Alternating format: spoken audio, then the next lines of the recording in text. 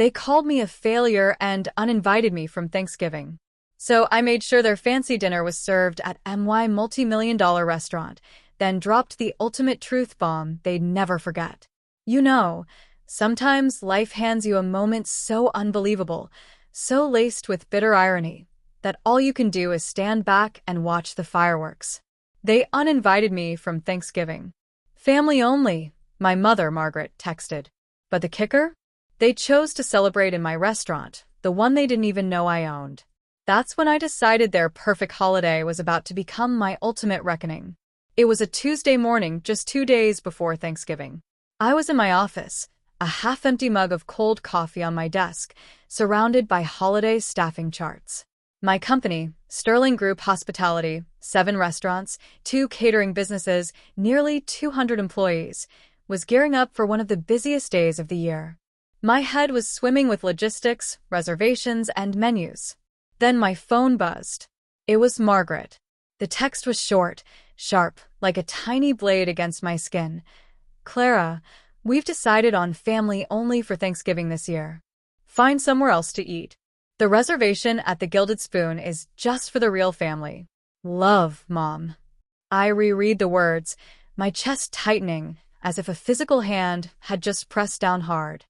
Family only. The real family. It stung, even though a part of me had braced for it. Margaret always had a way of cutting with this casual cruelty, as if she believed blunt honesty made her strong. But this time, it wasn't just thoughtless. It was a deliberate, brutal exile. My fingers, surprisingly steady, flew across my keyboard. I opened our reservation system and typed in Sterling. The irony smirked back at me from the screen. Sterling party of 12. Thursday 4 p.m. Private dining room. Premium holiday menu. Wine pairings, seasonal floral arrangements. Booked under my mother's name. She had just excluded me from Thanksgiving dinner, then chosen to host her grand family celebration in the crown jewel of my empire, the Gilded Spoon, my flagship restaurant, the one I had poured my entire life into. For a long moment, I sat in silence, the absurdity pressing in like a physical weight. My family had no idea.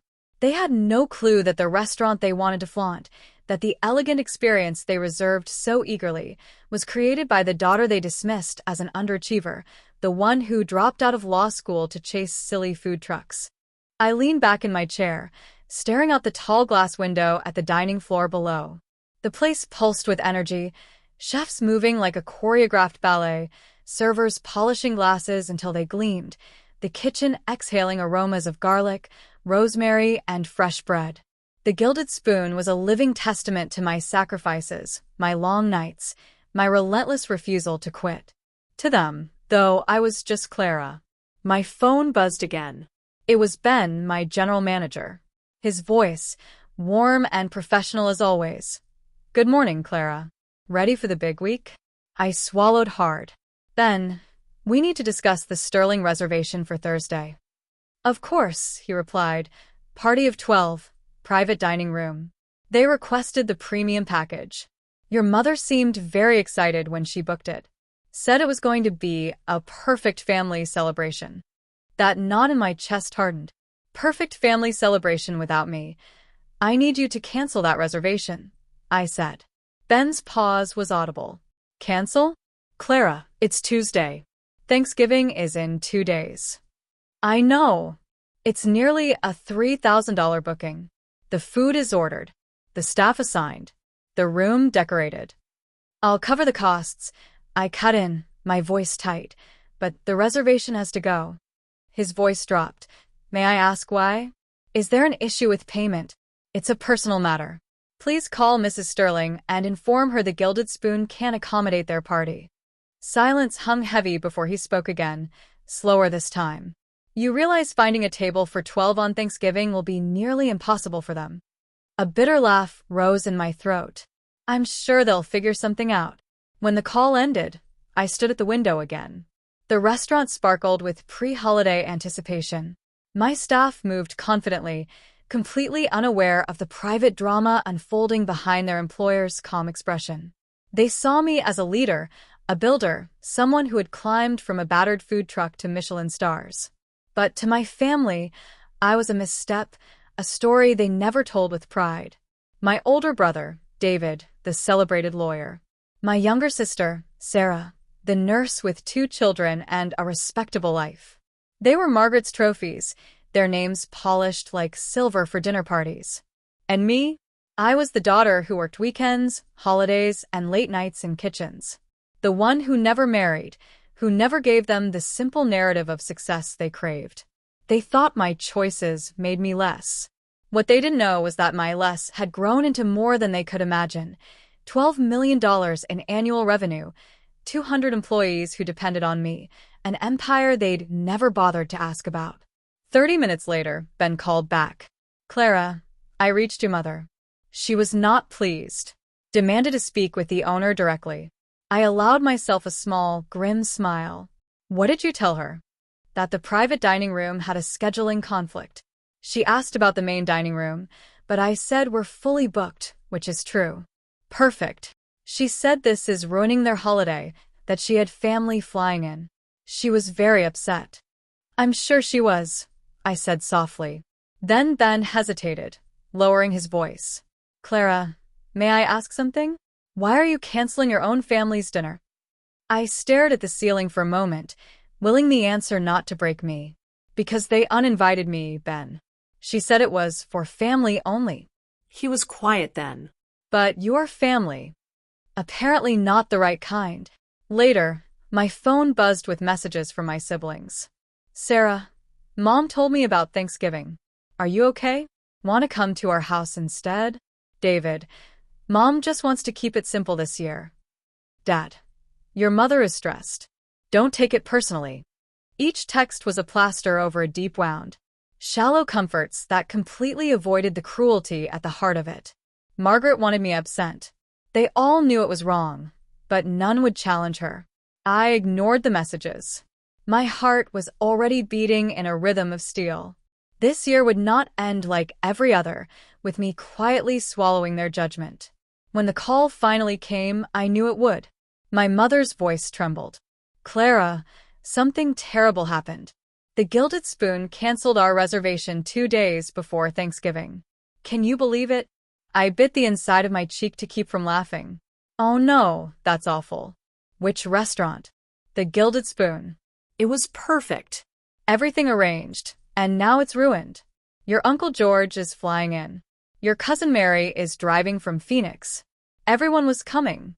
Clara, you work in restaurants. Do you know anyone who could help us find a place? Somewhere elegant. I stared at the ceiling light, the irony almost too dazzling to look at. My mother, who had just excluded me, was now asking me to save her holiday. I might know some people, I said carefully. What kind of place are you looking for? Somewhere impressive. You know how George brags about his children? We wanted to show the family we're doing well. The Gilded Spoon was perfect. So, exclusive. 3 stars. We were so excited to tell everyone we'd be dining there. My grip on the phone tightened. Impressive. Exclusive. Perfect. Not a word about love. Not a word about family.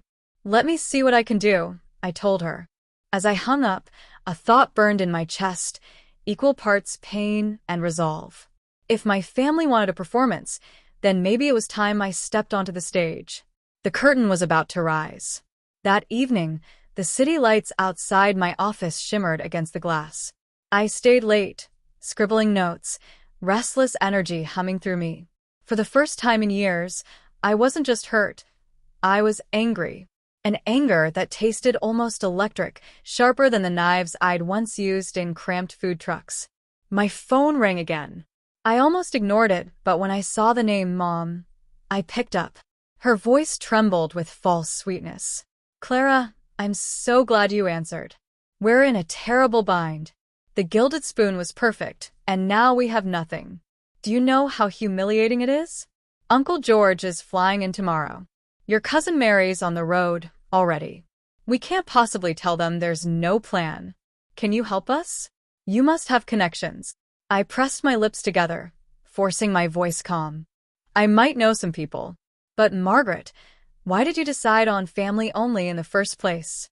A pause, thick and awkward. We just wanted to keep it simple. Simple. I let the word hang in the air. Am I not family? Of course you are, sweetheart, but you work so much. You miss so many dinners. We thought you'd be more comfortable doing your own thing. Doing my own thing. I bit back the bitterness rising in my throat. Or was it because you wanted to impress Uncle George? She bristled. What are you implying? That maybe you thought my being there would ruin the image? Silence stretched. Then she sighed, weary. You don't understand, Clara. Your brother is thriving in law.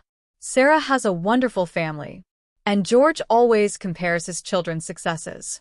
It's exhausting. I just wanted the evening to be impressive. Her words burned. And you thought leaving me out would make it more impressive. I didn't mean it that way. You did, I said quietly. You meant it exactly that way.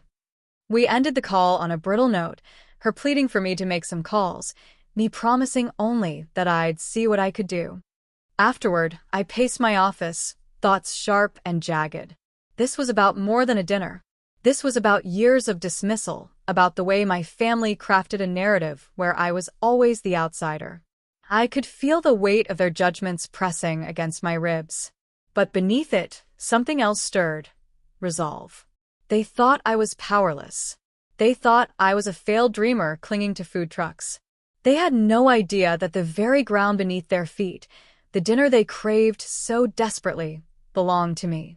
That night, I pulled out old photographs. Me in a flower-streaked apron, standing in front of my first truck, grinning with exhaustion. A younger me, eyes fierce with ambition, even as grease clung to her clothes. My family had seen that girl as a joke. They never stayed long enough to watch her transform. And now, the irony was delicious. They were begging for help, and the help they needed came from the daughter they cast aside. By Wednesday morning, the calls increased. Sarah left a voicemail, her voice tight with worry. Mom's panicking, Clara. She's calling everywhere. No one has space for 12 people. She's crying. Could you maybe, I don't know, reach out to some of your contacts? I could almost hear the unspoken words. Fix this. Save us. But why should I? A part of me wanted to let them scramble. Let the dinner collapse into fast food or chain restaurants. Let Uncle George see the cracks in the perfect facade. Yet another part, quieter but insistent, knew this was my chance. Not just to help, but to be seen. To force them to face the truth they'd ignored for years. I dialed Ben. He answered on the first ring. Clara, has my mother called back? 3 times, he said grimly, each more desperate than the last. She asked if we could recommend other restaurants. I gave her names, but honestly, everything's booked. She was on the verge of tears. Tears. I closed my eyes, exhaling slowly. My mother wasn't evil, I reminded myself. Just vain, image-obsessed, shallow in ways that hurt more than she realized. She hadn't excluded me out of malice. She'd excluded me because she was embarrassed. That truth cut deeper than hatred. Then, I said, my voice steady now. What if we gave them the reservation back? He hesitated. You want to reinstate it? Yes, but with one change. What change? The party of 12 becomes a party of 13. His intake of breath crackled over the line. You mean you'll be joining them? Yes. After they uninvited you? Exactly, I said. If they want their perfect dinner, they'll have to make room for me. He was quiet for a long beat. Then, that's bold. It's necessary. As I ended the call, I felt a strange calm settle over me. For years, I had let their judgments define me. But this Thanksgiving, I would no longer be invisible. The stage was being set. And whether my family liked it or not, I was stepping into the spotlight. Wednesday evening, the city pulsed with holiday anticipation. Streets glittered with early lights, stores crowded with last-minute shoppers. Yet, inside my office, time felt frozen. I sat alone, staring at my phone, knowing the next move would change everything. The decision had already been made. My family would get their precious dinner back, but on my terms. When I finally called Margaret, her voice answered in a rush of desperation. Clara, please tell me you found something. Everything is booked. I can't believe the Gilded Spoon would cancel like that. It's humiliating.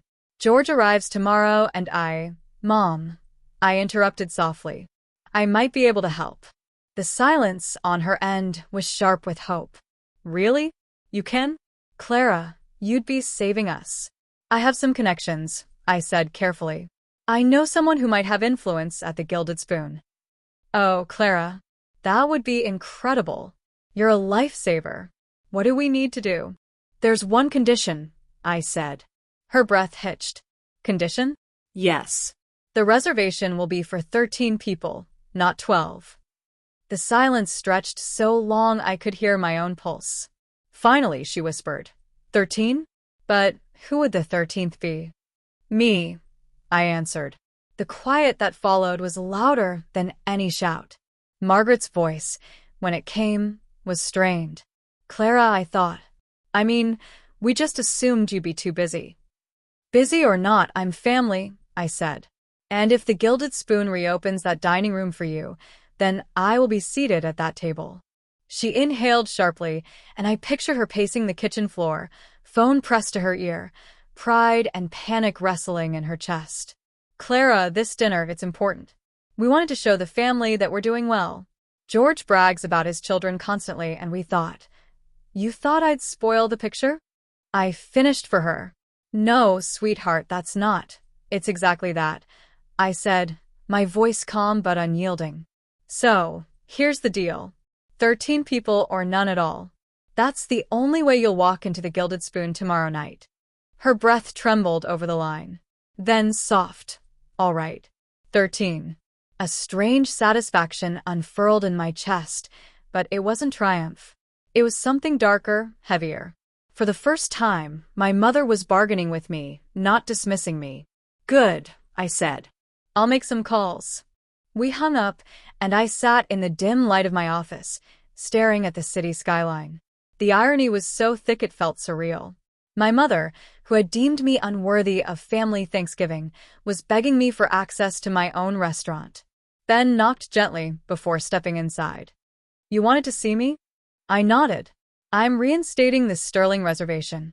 Party of 13 this time. His brows lifted, but he didn't question. Consider it done. I'll adjust the order and staffing. Thank you, I said. Then, almost to myself, tomorrow they'll sit in that room and eat, and for the first time, they'll see me clearly. Ben studied me, cautious. Clara, do you want them to know? I met his eyes. Not yet. Not all at once. Tonight, they just think I pulled strings. Tomorrow, they'll learn the truth. He nodded slowly, as though he understood I wasn't talking about logistics anymore, but about years of silence and dismissal, all boiling toward a single evening. After he left, I lingered by the window, remembering the years in the truck, waking before dawn to chop vegetables in freezing air. The nights I collapsed on stiff mattresses in borrowed apartments, wondering if I'd made the worst mistake of my life. The ridicule, my mother's sighs, my father's weary looks.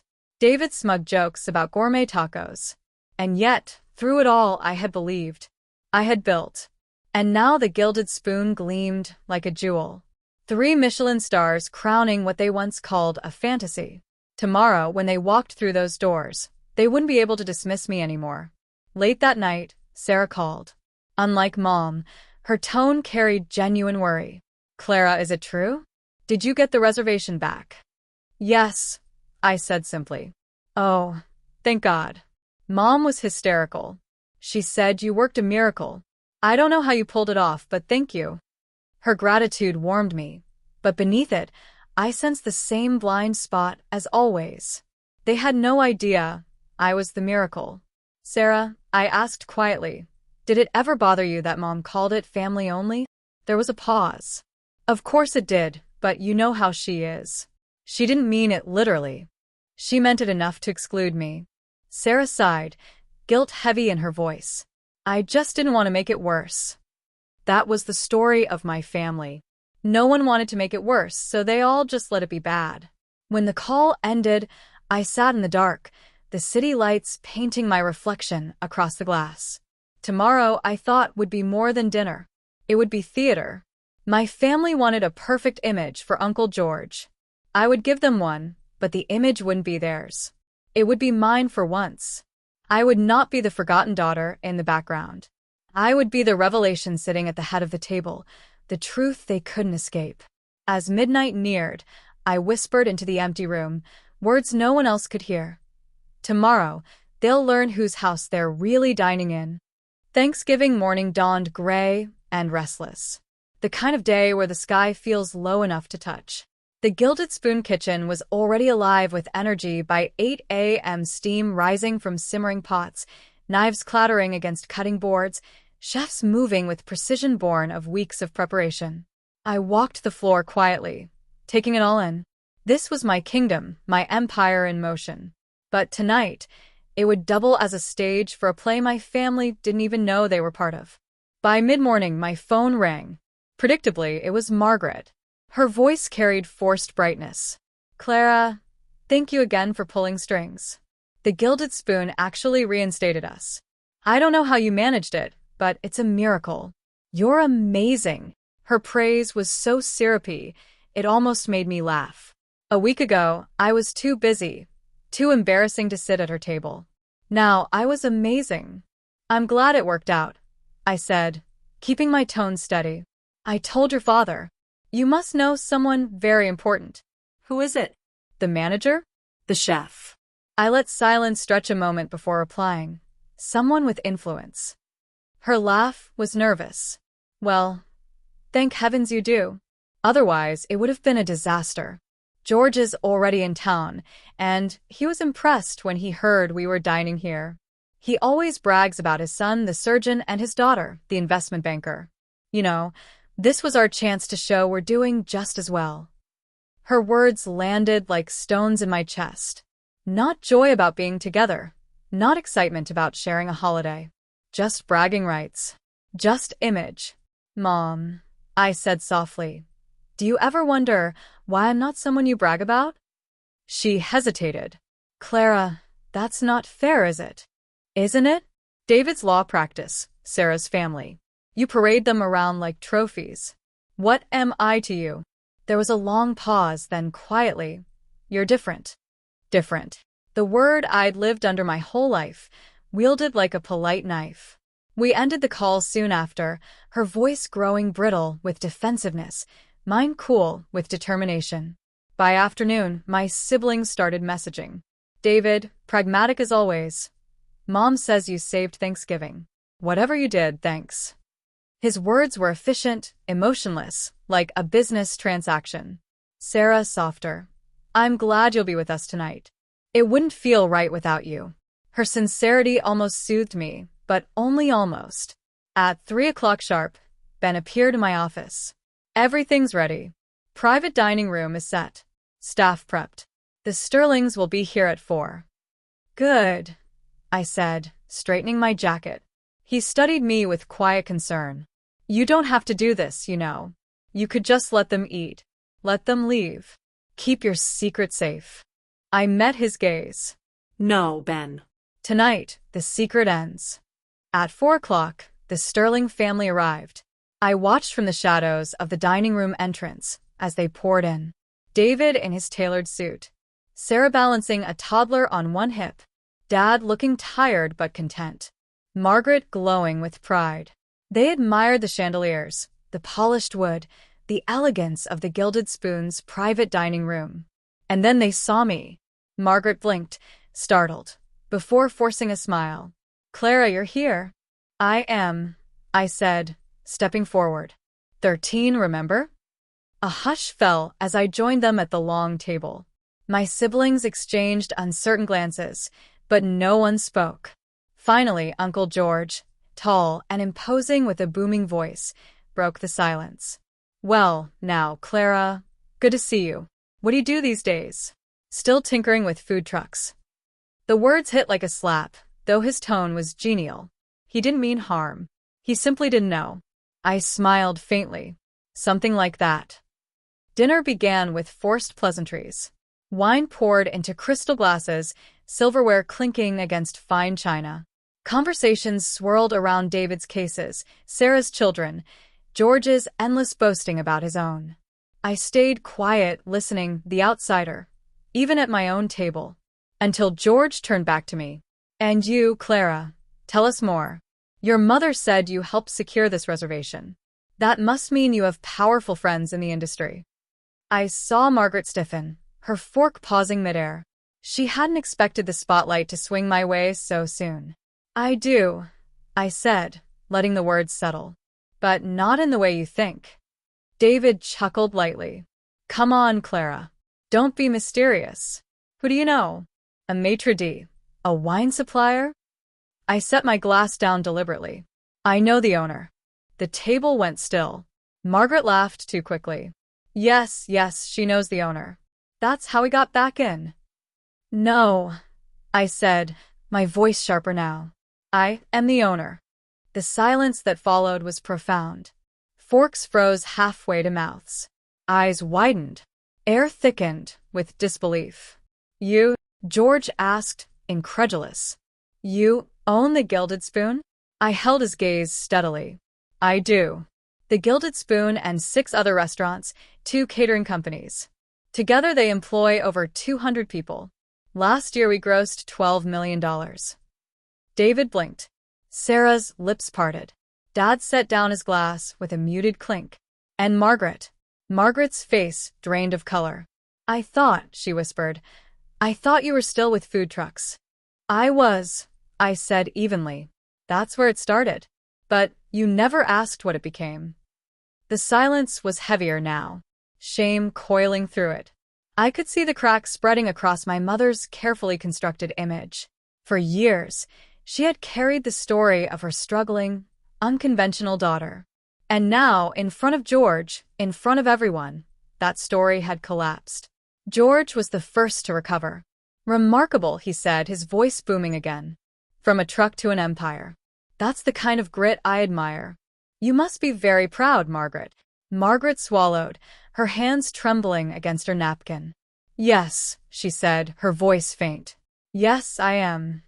But her eyes, when they met mine, carried not pride, but a storm, shame, regret, and something close to fear. The dinner continued, but the air had changed. My siblings stole glances at me, some curious, some unsettled.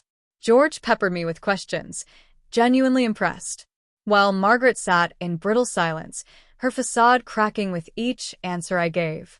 When dessert arrived, she finally leaned toward me, her voice breaking. Clara, why didn't you tell us? I turned to her, meeting her gaze. Because you never asked. Her eyes glistened, tears threatening. I was wrong. Yes, I said softly. You were. The table around us buzzed with conversation. But between us, only silence stretched. A silence that said everything. Tonight wasn't about food. It wasn't about celebration. It was about truth, finally dragged into the light, raw and undeniable. And the truth was this. The daughter she thought was a disappointment had become the one person she could no longer ignore. The revelation lingered in the air like smoke, impossible to ignore. I watched my mother's face shift through shock, denial, and reluctant acknowledgement as she forced herself to swallow the truth. For years, she had told relatives I was finding my way, that I was still experimenting. Now she sat in a 3-star dining room run by the very empire she dismissed. Uncle George leaned back in his chair, his booming voice slicing through the tension. This is extraordinary, Clara. Truly, starting with nothing and building all this.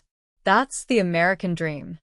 He raised his glass in a toast, but the gesture only deepened the discomfort at our table. Sarah smiled at me timidly, almost as if she were discovering me for the first time. David, however, shifted in his seat, his jaw tight. He was used to being the shining star, the success story Mom paraded at every gathering. Now, with George's admiration directed squarely at me, he looked like a man watching his crown slip away. I didn't know you were doing that well, he said finally, voice clipped. $12 million, 7 restaurants. That's impressive. Impressive. The word landed like an afterthought, begrudging and hollow. I leaned forward slightly. You could have known, David. Any of you could have if you'd ever asked. He looked away, fiddling with the stem of his glass. Dinner carried on, but every bite felt like performance. Conversations circled David's cases and Sarah's children, then returned again and again to me. George's curiosity was unstoppable. 7 restaurants? Do you manage them all yourself? How do you balance quality? What about investors? Each question gave me a chance to pull back another curtain, to show them what they had chosen not to see. And with each answer, I felt both vindication and sorrow. Vindication that they finally recognized my worth. Sorrow that it had taken $signs to earn it. At one point, George turned to my mother. You must be so proud, Margaret, a daughter who built an empire from a food truck. That takes vision. Her smile was stiff, her voice brittle. Yes, of course I'm proud. But her eyes betrayed her, flickering with shame. Finally, I spoke directly to her.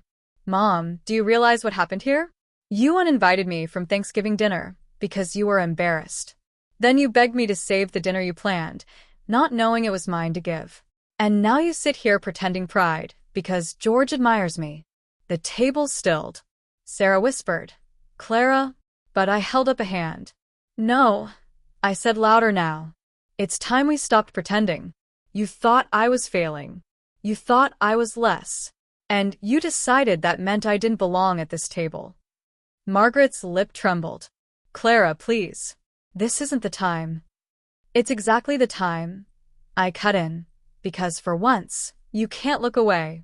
For once, you can't reduce me to a footnote in the family story. The words hung heavy.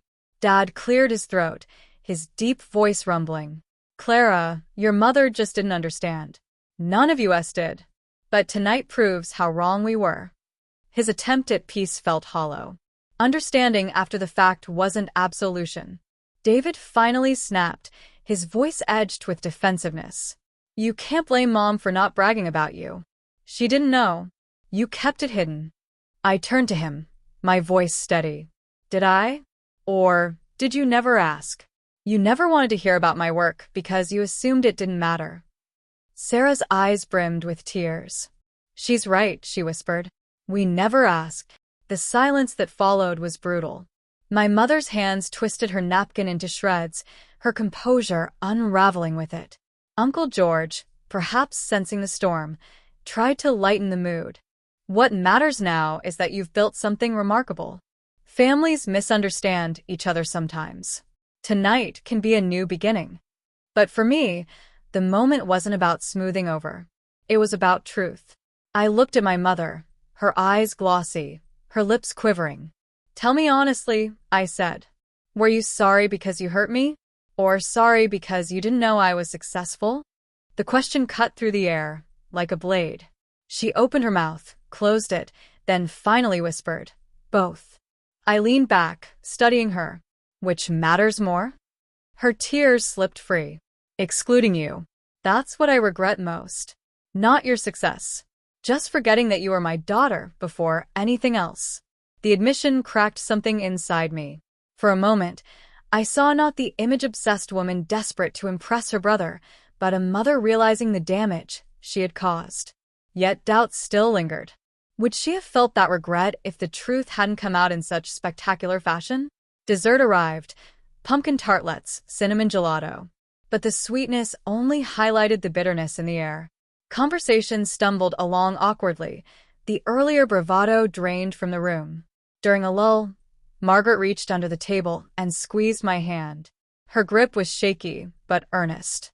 I'm proud of you, Clara, she whispered. Not for the money. For the strength. For never giving up, even when I didn't believe in you. I met her gaze, searching for sincerity. For the first time, I thought I saw it. Still, I held her hand only lightly. Then, prove it, I murmured. Don't just say it tonight because George is listening. Prove it when no one else is watching. Her tears spilled faster, and she nodded. By the time coffee was served, the battle lines had softened. My siblings, tentative but warmer, asked small questions about my work. Dad looked at me with a mix of pride and guilt. And Margaret, quiet and subdued, clung to my words like lifelines. But beneath the fragile peace, I knew the night wasn't over. Thanksgiving dinner had exposed wounds too deep to close with one confession.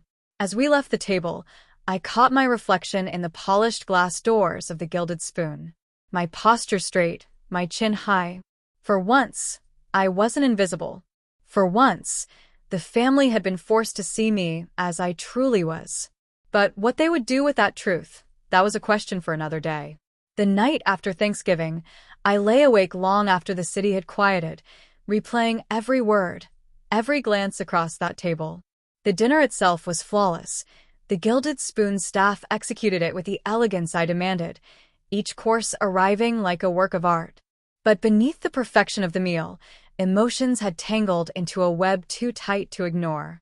I could still see my mother's face as she confessed regret, her voice raw, stripped of the usual armor of pride. I wanted to believe her. I wanted to believe that for once she had looked past appearances and seen me. But another part of me, older, wounded, whispered doubts. Would she still have felt remorse if Uncle George hadn't been there, watching, listening, weighing our family against his own? The next morning, Sarah called. Her voice was hesitant, as though she was stepping carefully across thin ice.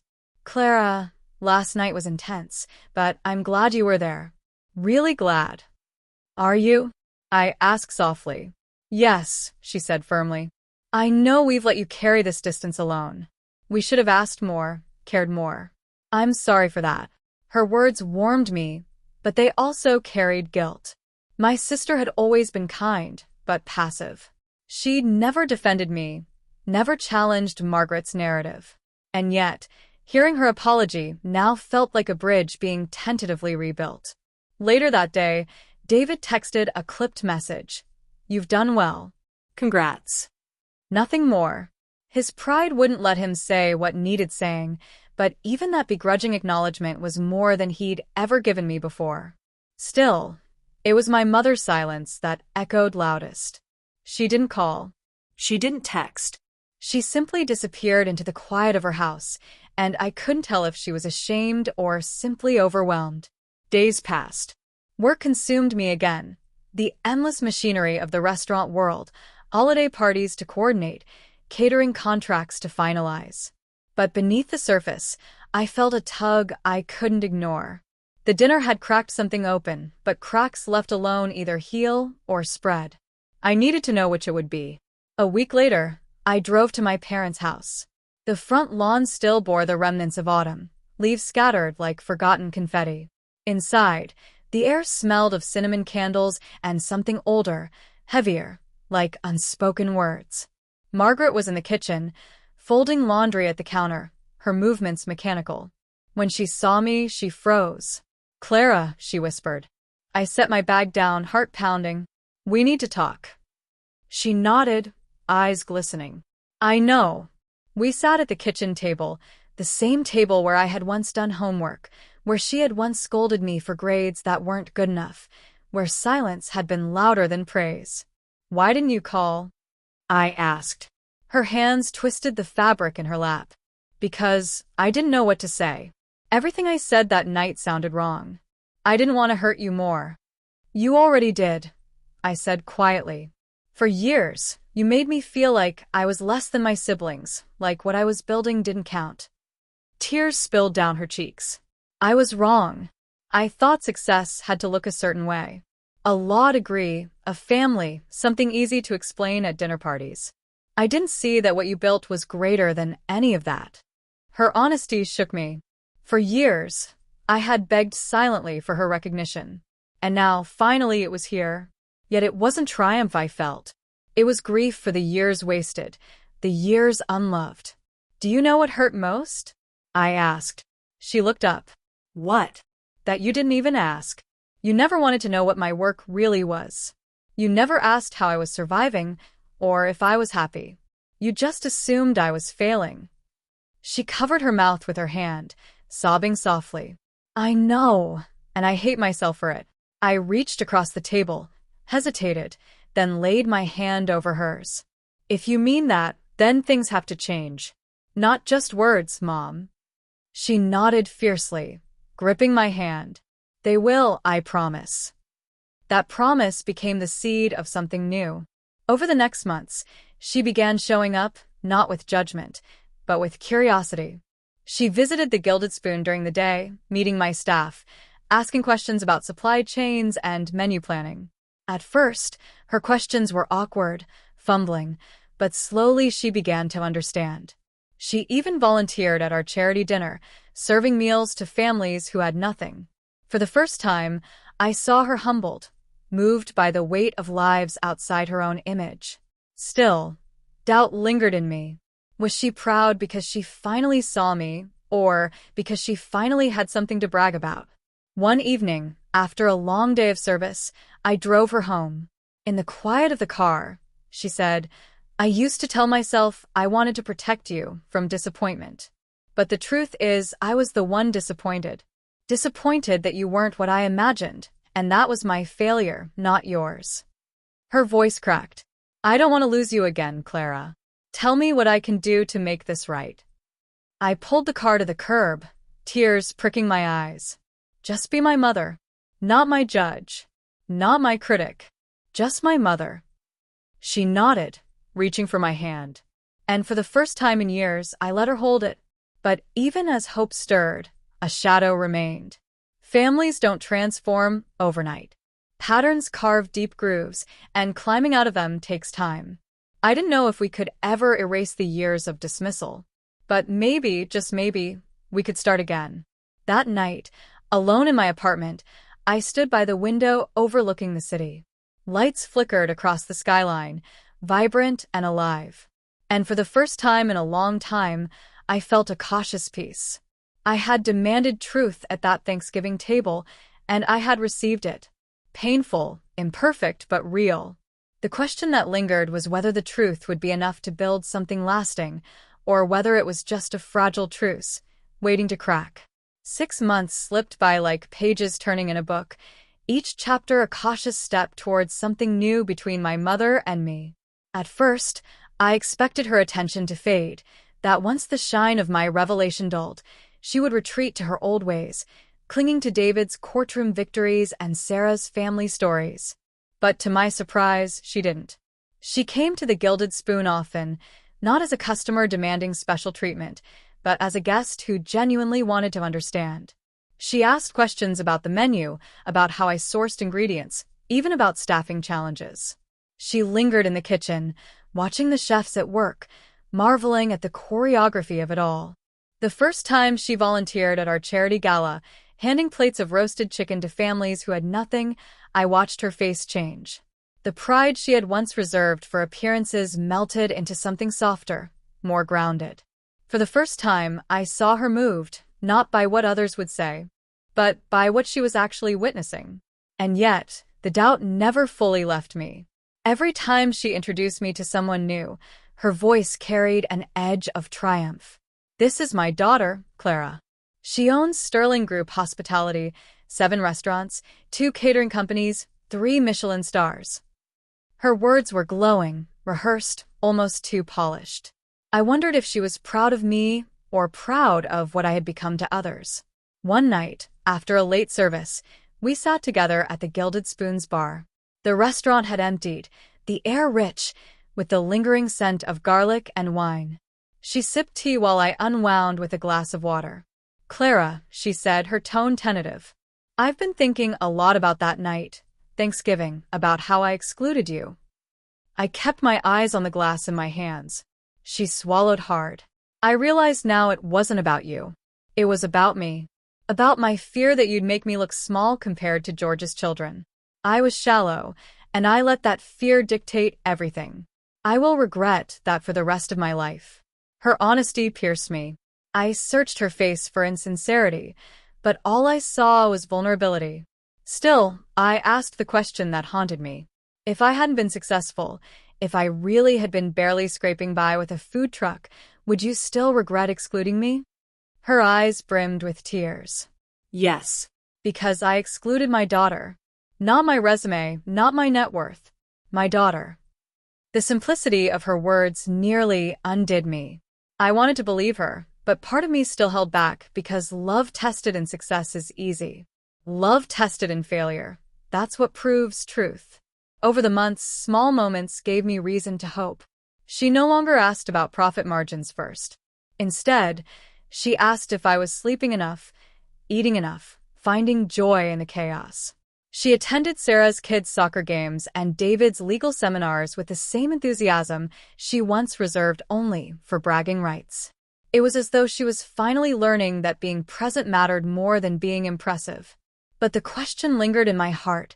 Was this real change, or was it just another performance, this time directed at me? Spring melted into summer, and the Gilded Spoon hosted our annual charity dinner. My mother arrived early, wearing an apron I'd given her, hair tied back, cheeks flushed with anticipation. She carried trays, chatted with volunteers, laughed with children. At one point, I caught her watching me across the room, pride in her eyes that wasn't coated in polish. It was raw, unfiltered. In that moment, I let myself breathe. Later that night, as we closed the restaurant, she pulled me aside.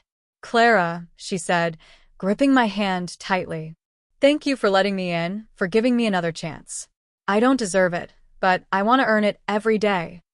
Her words softened something inside me that had been stone for years.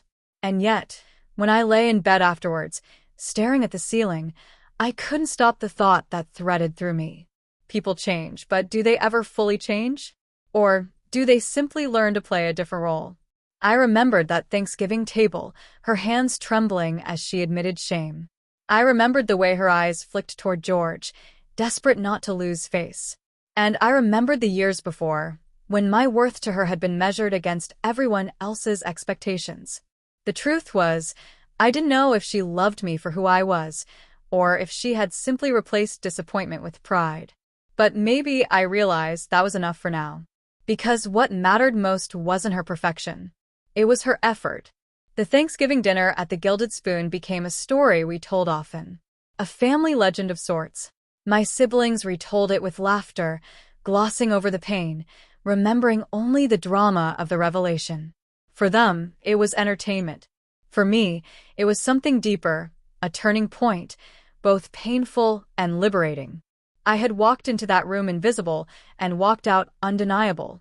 Now, whenever Mom bragged about me, I listened with cautious patience. Sometimes it annoyed me, sometimes it warmed me, but I learned not to live for her approval, because the greatest transformation that night wasn't hers, it was mine. I no longer needed their validation. I had seen what I was capable of, and I had spoken the truth they couldn't silence. Success had taught me many lessons about sacrifice, leadership, and ambition. But my family taught me something greater. That real strength is not in proving others wrong. It's in standing firm in who you are, whether they ever recognize it or not. My mother still brags about Thanksgiving at the Gilded Spoon. She tells everyone how her daughter owns the restaurant, how she built an empire from a truck. And maybe she does it partly for image. Maybe she always will. But beneath that, I've seen the quieter moments, her volunteering at events, her listening instead of dismissing, her learning to say, "I'm proud of you," without needing an audience. Maybe that's redemption. Or maybe it's just another illusion. Either way, I've stopped waiting for certainty because I no longer need to be chosen to know I belong.